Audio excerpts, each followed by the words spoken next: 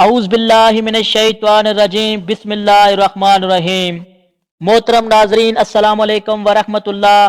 آج ہمارا موضوع ہے لڑکے یا لڑکی کا شادی کرنے سے پہلے کن امور کا خاص خیال کرنا چاہیے۔ حضرت عبداللہ بن مسعود رضی اللہ عنہ سے روایت ہے، کہا کہ رسول اللہ صلی اللہ علیہ وآلہ وسلم نے ہم سے فرمایا، اے جوانوں کی جماعت، تم میں سے جو شادی کرنے کی استطاعت رکھتا ہو وہ شادی کر لے۔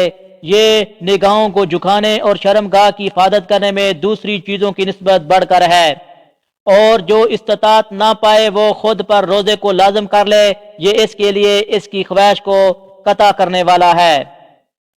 حضرت جابر بن عبداللہ رضی اللہ عنہ کا بیان ہے کہ رسول اللہ صلی اللہ علیہ وآلہ وسلم نے مجھ سے پوچھا، کیا تو نے شادی کر لی ہے؟ میں نے عرض کیا، ہاں۔ آپ صلی اللہ علیہ وآلہ وسلم نے فرمایا، کنواری سے یا بیوہ سے؟ میں نے کہا بیوہ سے۔ فرمانے لگے، کنواری سے کیوں نہیں کی؟ تم اس سے کھیلتے، وہ تم سے کھیلتی۔ حضرت ابو ہریرہ رضی اللہ عنہ سے منقول ہے کہ بلا شبہ نبی صلی اللہ علیہ وآلہ وسلم نے فرمایا، بیوہ کا نکاح نہ کیا جائے حتیٰ کہ اس سے مشورہ کر لیا جائے، اور کنواری کا نکاح نہ کیا جائے مگر اس کی اجازت سے۔ صحابہ کہنے لگے، اے اللہ کے رسول صلی اللہ علیہ وآلہ وسلم، اس کی اجازت کیا ہے؟ آپ صلی اللہ علیہ وآلہ وسلم نے فرمایا، یہی کہ وہ خاموش رہے۔ حضرت موکل بن یسار رضی اللہ عنہ سے روایت ہے کہ ایک شخص نبی صلی اللہ علیہ وآلہ وسلم کی خدمت میں آیا اور کہا کہ مجھے ایک عورت ملی ہے جو عمدہ حسب اور حسن و جمال والی ہے، مگر اس کے ہاں اولاد نہیں ہوتی، تو کیا میں اس سے شادی کر لوں؟ آپ صلی اللہ علیہ وآلہ وسلم نے فرمایا، نہیں۔ پھر وہ دوبارہ آیا تو آپ نے منع فرما دیا۔ پھر وہ تیسری بار آیا تو آپ نے فرمایا، ایسی عورتوں سے شادی کرو جو محبت کرنے والی اور بہت بچے جننے والی ہوں، بلا شبہ میں تمہاری کثرت سے دیگر امتوں پر فخر کرنے والا ہوں گا۔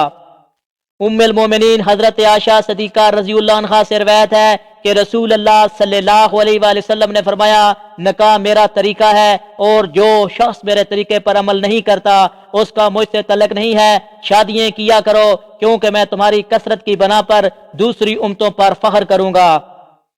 جو مالی طور پر استطاعت رکھتا ہو وہ ضرور نکاح کرے، اور جسے رشتہ نہ ملے وہ روزے رکھا کرے، کیونکہ روزہ خواہش کو کچل دیتا ہے۔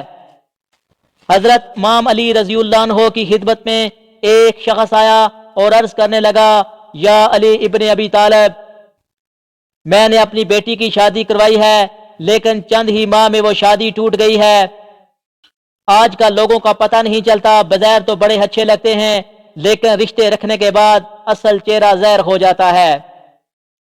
کیا کوئی ایسا عمل نہیں ہے جیسے ہم شادی سے پہلے یہ دیکھ سکیں یہ لڑکی یا لڑکا شادی کرنے کے قابل ہے یا نہیں؟ اس پر حضرت امام علی رضی اللہ عنہ نے فرمایا، اگر تم اپنی بیٹی کے لیے رشتہ دیکھ رہے ہو تو تم لڑکے میں یہ دیکھو جو لوگ اس سے مرتبے میں کم ہوں، حیثیت میں کم ہیں، اگر ان کی عزت کرتا، ان کا خیال رکھتا ہے تو سمجھ جاؤ یہ زندگی میں ایک اچھا شوہر بھی بنے گا اور اپنی بیوی کا بھی خاص خیال رکھے گا۔ لیکن اگر جو رتبے میں اس سے بڑے ہیں ان کی تو عزت کر رہا ہے، لیکن جو مرتبے میں کم ہیں ان کا احساس نہیں کرتا، تو سمجھ جانا یہ انسان تمہاری بیٹی کے لیے صحیح نہیں۔ اتنی ہی دیر میں دوسرا شخص اٹھا اور پوچھنے لگا، یا علی، اگر ہم اپنی بیٹی کے لیے رشتہ دیکھیں تو کیسے پتہ چلے کہ یہ لڑکی ہمارے بیٹے کے لیے صحیح ہے یا نہیں؟ اس پر حضرت علی رضی اللہ عنہ نے فرمایا، جب اپنے بیٹے کے لیے رشتہ دیکھنے جاؤ تو لڑکی سے چند سوال پوچھو اور تھوڑی دیر گفتگو کرو۔ اگر لڑکی صرف اپنی خوبیاں بتاتی رہے اور ہر بات پر اپنی تعریف کرتی رہے تو سمجھ جانا یہ لڑکی خود پسندی کی دلدار میں گرفتار ہے۔